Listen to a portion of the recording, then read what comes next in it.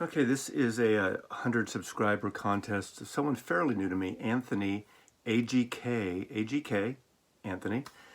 Now this is a result of a challenge. I woke up in the middle of the night last night because I heard my name from afar, from Bakersfield somewhere.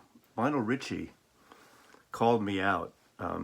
He said, Mazzy, I challenge Mazzy to do this video because Mazzy has one out of every third record out in the world. Anyway, it's not about me. It's not about Vinyl Richie or Cosmic Brian, who I woke up in the middle of the night and watched his video version of this. Anyway, Anthony's up to 200 subscribers now. This is a cool video. It's decades again. There's been things similar to this, but nothing quite like this. So you pick a year and a decade. So let's say you pick 1960. Then you have to do 70, 80, 90, 2000. You do 5. If you pick 1964, 64, 74, 84. So it has to be the same number sequentially on up. I'm old enough to do this, and in fact, harsh realization came to me when I was figuring this out. I think the math is wrong, so I think this is screwed up. I am living in my 8th decade, and I'm nowhere near 80s. I'm not even near 70s yet. But I was born in the 50s, so is this right? 50s, 60s, 70s, 80s, 90s, 2000s, 2010, 2020s. I've touched on 8 decades.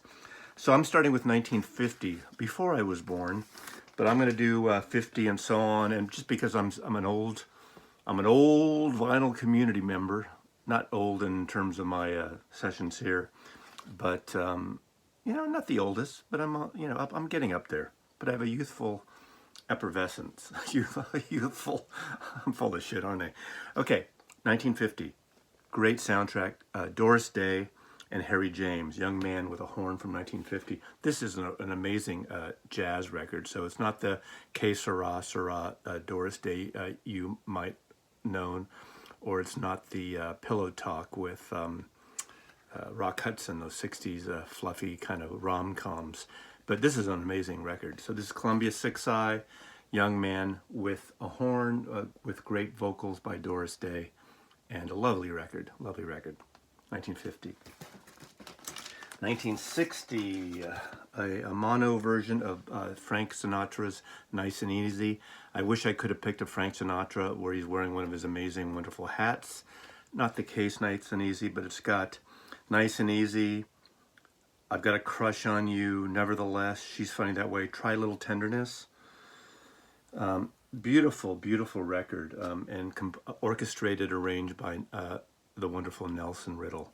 So, 1960. 1970, one of my favorite live albums from that period, Delaney and Bonnie and Friends, Dave Mason's on here, Duane Allman, is Duane Allman on here? I'm blanking out. Eric Clapton, I don't think, George Harrison did show up on the tour. Supposedly, the rumor has it, and maybe that's been debunked, that those are the feet of Bob Dylan in the limo. Really great sounding record. There's an expanded Rhino CD box set of this whole series of shows. But this is really good. I'm a big fan of Delaney and Bonnie, kind of rootsy rock and roll. Great song, and great drumming by Jim Gordon, the mother killer Jim Gordon. Everyone needs this good rock and roll, soulful rock and roll. Delaney and Bonnie, Blue Eyed Soul in a rock version, but a really wonderful record. 1970. 1980, they might be, Young Marble Giants. I have 2 giants in here, so you'll see in the next decade. The post-punk, very minimalist. What's great about that, it's only voice, bass, guitar, and organ. So there's no drummer, very minimalist. The lead singer on most of this is Allison Staton. And it's just really, really good. This is a sexy record, very minimal.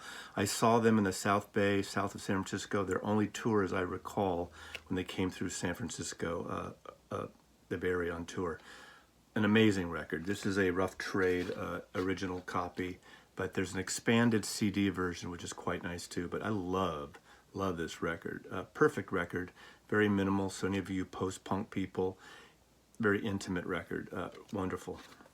Bass and organ, again, real minimal. Then the other Giants, 10 years later, They Might Be Giants, Flood. This is their debut, major label debut. They did several on their own. This is a fantastic album. They Might Be Giants, East Coast Bay artists. The Two Johns, I saw them several times. This is one of the first shows I took my son to see them at the Film Auditorium in San Francisco, because he was really into They Might Be Giants. They did some great children's records as well, but all the records are very imaginative, poppy, power pop in a way, but very smart. They started way before the internet. They did their dial a song thing, where every day you could dial in a number and get a new song. So They Might Be Giants, Flood on Elektra Records, major label debut, 1990. 2000s. Rickie Lee Jones, you might know her from Chucky's in Love in the 70s.